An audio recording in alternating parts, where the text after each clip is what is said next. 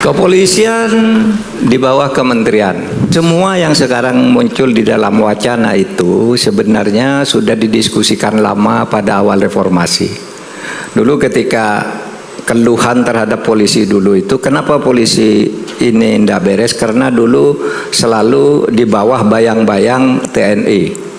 Dulu namanya ABRI. Polisi ini anak bawang lah. Kadangkala diintervensi, kadangkala didikte begitu saja oleh TNI. Sehingga pada waktu itu lalu zaman reformasi itu dipisah. Keinginan masyarakat itu dipisah. Pokoknya Polri itu sendiri, aparat amanan, kemudian TNI, aparat pertahanan, dipisah.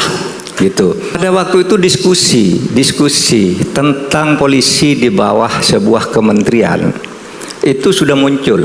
Ada yang bilang di bawah Kejaksaan Agung, ada yang bilang di bawah Kementerian Dalam Negeri, ada yang bilang di bawah Kementerian Kehakiman, ada yang bilang kembalikan aja menjadi di bawah Menteri Pertahanan sehingga Menko-nya itu Hankam, Menteri Hankam gitu. Tetapi pada waktu itu pilihan politiknya polisi itu langsung di bawah presiden bersama TNI karena dia disebut sebagai alat negara. Nah, alat negara tuh langsung ke presiden. Itu pilihan politiknya, bukan itu yang benar, tapi pilihan politik. Pilihan politik itu apa sih? Pilihan politik itu yang disepakati oleh para pembuat peraturan itu. Kekuatan politik buat aturan begitu, ya diputuskan udah polisi sendiri sekarang. Dimulai dengan TAP MPR nomor 6 dan 7. Dipisah dulu, itu zaman Pak Wiranto, kemudian dituangkan di dalam TAP MPR di zaman Gus Dur itu, kemudian sesudah itu masuk di dalam Undang-Undang Dasar tentang pembagian fungsi ini. Nah, apakah itu bisa diubah? Ya bisa saja.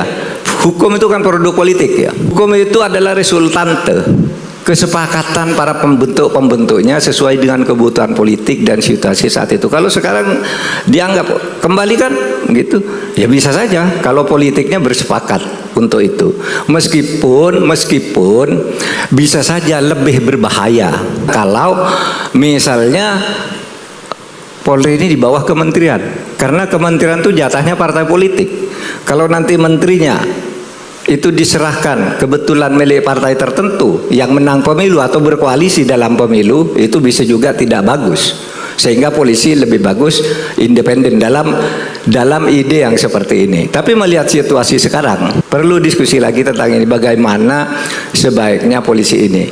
Tetapi supaya diingat, polisi ini sangat penting bagi kelangsungan suatu negara. Ya, oleh sebab itu kita harus jaga ini, bukan harus dimusuhi tapi diperbaiki. Karena kalau dilihat polisi sebagai sebuah bangunan, sebagai sebuah musik pertahanan gitu ya, kegiatan keamanan negara, itu kan sangat penting. Saya selalu katakan begini loh, gimana Anda bayangkan kalau suatu saat karena polisi dituding terus bayar gitu terus.